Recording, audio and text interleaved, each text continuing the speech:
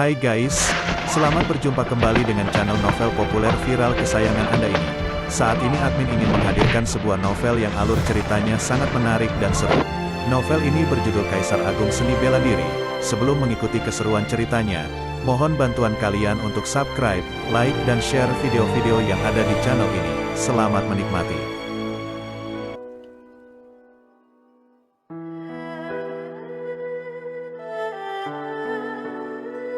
Kaisar Agung Seni Bela Diri, Bab 155, Qiu Luosui terluka. Entah setelah berapa lama kemudian, Luosiu pun membuka matanya dan menghela napas. Apa yang terjadi? Bi Qiansui, Xieyong, dan Susue yang berada di samping Luosiu kebingungan melihatnya. Mereka pernah mendengar bahwa Luosiu adalah seorang ahli formasi tingkat keempat. Jadi, ketika melihat Luosiu duduk bersila, mereka mengira dia sedang mendalami dan mempelajari cara untuk menghancurkan formasi itu.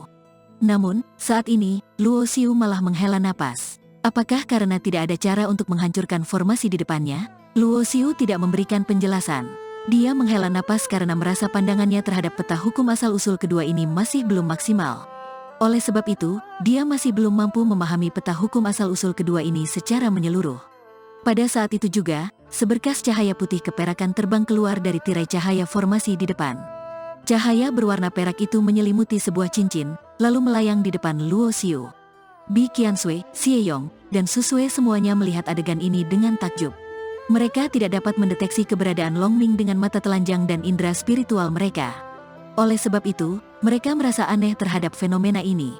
Kemana perginya batu-batu yang ada di dalam sana? Pada saat yang sama, mereka menyadari bahwa batu energi yin yang masih samar-samar terlihat di dalam tirai cahaya formasi itu telah menghilang. Kemudian, mata mereka kembali tertuju pada cincin di tangan Luosiu yang sebelumnya terbang keluar dari tirai cahaya formasi itu. Mungkinkah aku sudah mendapatkan batunya? Ucap Luosiu langsung.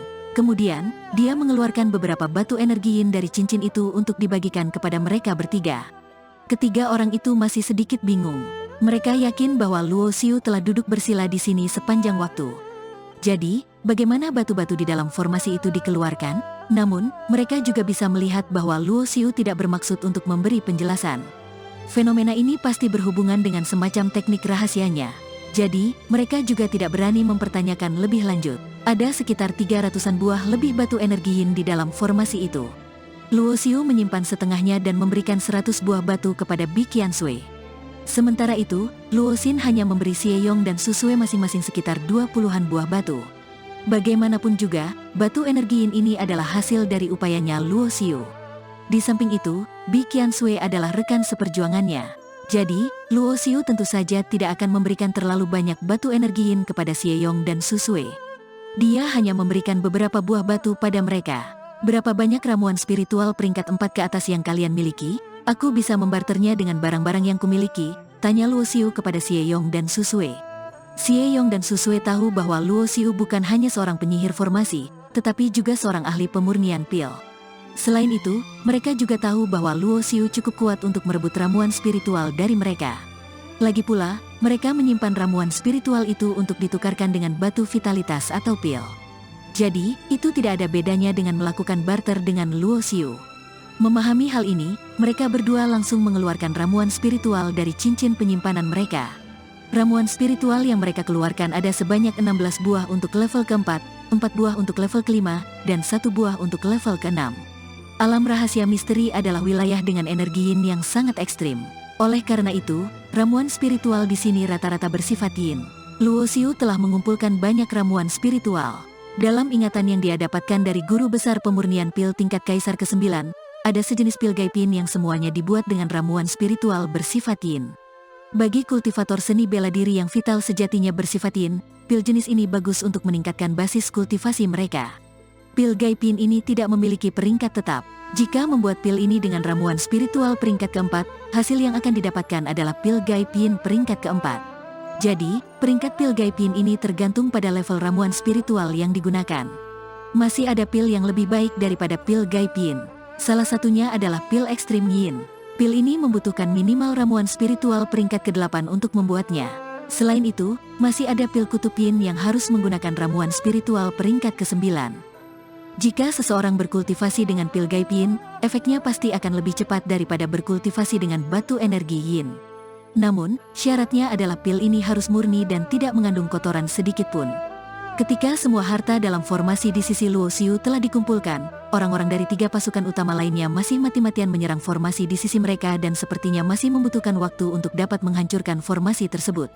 Luo Xiu segera menemukan formasi kuno lain yang tidak jauh darinya. Dia masih duduk bersila sambil mendalami misteri dalam formasi untuk mengonfirmasi pemahaman terhadap peta hukum asal-usul. Pada saat yang sama, dia menempatkan Long Ming ke dalam formasi untuk mengumpulkan harta karun. Duar, duar, duar, 3 ledakan keras terdengar berturut-turut. 3 pasukan utama telah menghancurkan tirai cahaya formasi itu secara paksa. Seketika itu, semua orang bergegas masuk dan bersaing untuk memperebutkan harta di dalam dengan cara mereka sendiri. Di antara mereka, orang yang paling diuntungkan tentu saja adalah orang-orang dari 3 pasukan utama yang memiliki lebih banyak orang kuat. Ketika mereka sedang menghancurkan formasi secara paksa, Luo Xiu telah mengikis semua harta di puluhan formasi lainnya. Namun, jika dilihat dari luar, tirai cahaya formasi itu masih ada dan tidak ada yang tahu bahwa Luo Xiu bisa mengeluarkan harta tanpa menghancurkan formasi selain 3 orang yang berada di sampingnya. Bahkan, master dari Sekte Tarsuna di zaman kuno pun tidak akan menyangka bahwa suatu saat di masa depan, akan ada seekor naga tanpa bayangan yang dikenal sebagai ahli dalam memecahkan formasi itu masuk ke dalam alam rahasia misteri ini. Ayo, kita pergi. Luo Xiu tentu saja tidak akan terus tinggal di sini setelah mengikis semua harta di dalam formasi. Orang-orang dari 3 pasukan utama itu pasti akan mencurigai mereka setelah menemukan bahwa semua harta di dalam formasi yang mereka terobos telah hilang. Luo Xiu berkemampuan kuat dan dia bisa saja tidak menanggapi guru besar level ke-9 tingkatan pemurnian ilahi dengan serius. Akan tetapi, lain halnya jika ada 50-an orang kuat dengan tingkatan pemurnian ilahi yang mengepungnya. Dia mungkin baik-baik saja, tetapi Bikian Sui dan yang lainnya pasti akan mendapat musibah. Sebagian besar harta itu berada di tangan Luo Xiu dan telah memenuhi beberapa cincin penyimpanannya. Tumpukan harta ini sebanding dengan sekte keluarga yang telah diwariskan selama ratusan tahun. Luo Xiu mendapat bagian paling banyak, sedangkan Bikian Sui, Xie Yong, dan Su Sui hanya mendapat sisanya. Namun, harta yang terkumpul di tangan mereka bertiga sebanding dengan apa yang diperoleh kebanyakan Raja Bela Diri. Jika mereka sendiri yang mencari harta, sudah pasti tidak akan mendapat hasil sebanyak ini. Sementara itu, jika mereka datang dengan orang-orang yang berkemampuan hebat, harta yang mereka temukan sebagian besar akan diserahkan setelah mereka keluar dari tempat ini. Luo Xiu berencana untuk berkultivasi sementara waktu di sebuah tempat aman yang terletak di ratusan mil jauhnya. Sementara itu, Xie Yong dan Su Sui berpamitan untuk mencari peluang dan harta di tempat lain. Luo Xiu, Bikian Sui, dan juga Long Ming kembali berkultivasi selama sebulan lebih. Dalam kultivasi kali ini, Luo Xiu tidak fokus pada peningkatan ranah basis kultivasinya karena kultivasi seni bela diri harus dilakukan secara bertahap dengan fondasi yang mantap. Dia baru saja menerobos belum lama ini dan kekuatannya telah meningkat pesat. Jika terus meningkat, fondasinya akan berubah menjadi sia-sia dan tidak stabil, serta akan memengaruhi perkembangan peningkatannya di masa mendatang. Sebelum mencapai ranah basis kultivasi yang lebih tinggi, Luo Xiu harus terlebih dahulu memahami sepenuhnya kekuatan basis kultivasinya saat ini. Dia tidak akan menerobos, kecuali kekuatannya sendiri tidak dapat ditingkatkan lagi. Luo Xiu tahu betul bahwa 9 lembar peta hukum asal-usul hidup dan mati adalah fondasi dari seni bela dirinya. Oleh karena itu, dia telah menghabiskan sebagian besar waktu dari sebulan ini untuk memahami lembaran kedua peta hukum asal-usul. Selain itu, dia juga mengombinasikan ramuan spiritual level peringkat ke-4 dengan peringkat ke-5 untuk membuat beberapa pil peringkat ke-4 dan ke-5 di saat bersamaan. Untuk saat ini, Luo Xiu masih belum bisa membuat pil peringkat ke-6 karena basis kultivasinya harus mencapai tingkatan raja terlebih dahulu. Untuk mengontrol peningkatan basis kultivasinya Long Ming, Luo Xiu memberinya sumber daya yang terbatas. Dalam waktu sebulan lebih, basis kultivasi Long Ming telah mencapai level ke-6 tingkatan pemurnian ilahi. Sementara Bikian Sui, setelah menerobos 2 tingkatan kecil berturut-turut kemarin, peningkatan basis kultivasinya pun melambat. Dia masih agak jauh dari level ke-7 tingkatan pemurnian ilahi. Masih ada sisa 20-an hari lagi. Mari kita pergi melihat-lihat di bagian yang lebih dalam alam rahasia misteri ini. Bikian Sui sama sekali tidak punya masalah dengan keputusan yang dibuat Luo Xiu. Kemanapun Luo Xiu pergi, sekalipun itu adalah situasi yang mematikan, dia akan tetap mengikuti Luo Xiu tanpa ragu-ragu.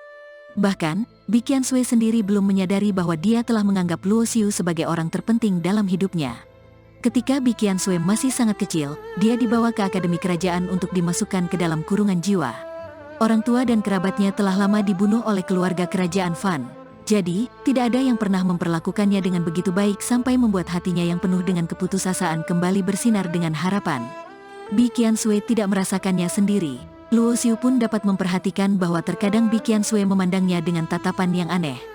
Luo Xiu tidak tahu harus bagaimana menghadapi situasi ini. Jadi, dia tidak punya pilihan selain berpura-pura tidak menyadarinya. Tiba-tiba, indera spiritual Luo Xiu merasakan aura seorang kultivator seni bela diri yang dikenalnya dan orang ini adalah Qiu Luosui. Hanya saja, kondisi Qiu Luosui saat ini kurang baik. Gaunnya sobek, darah berceceran, dan wajahnya sangat pucat. Luo Xiu terbang di udara dan dengan cepat menemukan keberadaan Qiu Luosui. Qiu Luosui tampak waspada ketika menyadari ada orang yang mendekatinya. Namun, perasaan tegangnya langsung sirna setelah melihat kedatangan Luo Xiu. "Kamu terluka?" Luo Xiu mengeluarkan pil cahaya neon dari cincin penyimpanannya dan menyerahkannya kepada Qiu Luosui. "Terima kasih." Qiu Luosui berterima kasih padanya dan dengan cepat menelan pil cahaya neon itu agar lukanya tidak makin parah.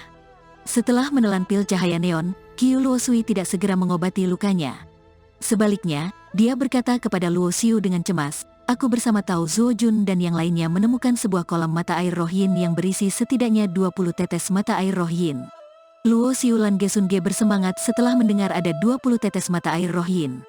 Namun, Qiu Luosui melanjutkan, "Ada Raja Mayat hidup peringkat kelima yang tinggal di sebelah kolam mata air roh yin itu. Tidak mudah bagiku untuk melarikan diri darinya dan aku juga kehilangan cincin penyimpananku. Kalau tidak, aku sudah bisa memulihkan luka-lukaku dengan pil penyembuh."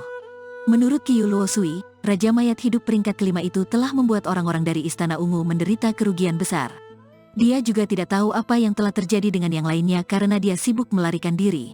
"Raja Mayat hidup peringkat kelima?" Luo Xiu bertanya, "Raja Mayat hidup tahap berapakah dia?" "Tahap awal peringkat kelima Raja Bela Diri, tetapi kekuatan fisiknya sebanding dengan tahap menengah Raja Bela Diri," kata Qiu Luosui seraya memandang Luo Xiu dengan penuh harap. Qiu Luosui bukan berharap Luo Xiu mampu mengalahkan Raja Mayat hidup peringkat kelima itu, melainkan berharap Luo Xiu memiliki cara untuk mendapatkan mata air roh yin. "Kalian carilah tempat yang aman di dekat sini. Aku akan pergi melihatnya." Selesai berkata, Luo Xiu langsung terbang ke arah yang ditunjukkan oleh Qiu Luosui secepat mungkin. Qiu Luosui tampak sedikit bersemangat. Dia sangat berharap Luo Xiu bisa mendapatkan mata air roh yin. Dengan begitu, sekte bulan air akan terselamatkan. Namun, Bi Qiansui berbeda dengannya. Dia terlihat khawatir. Bagaimanapun, itu adalah Raja Mayat hidup yang sebanding dengan Raja Bela Diri. Selain itu, Bi Qiansui tidak memiliki kesan yang baik terhadap Qiu Luosui.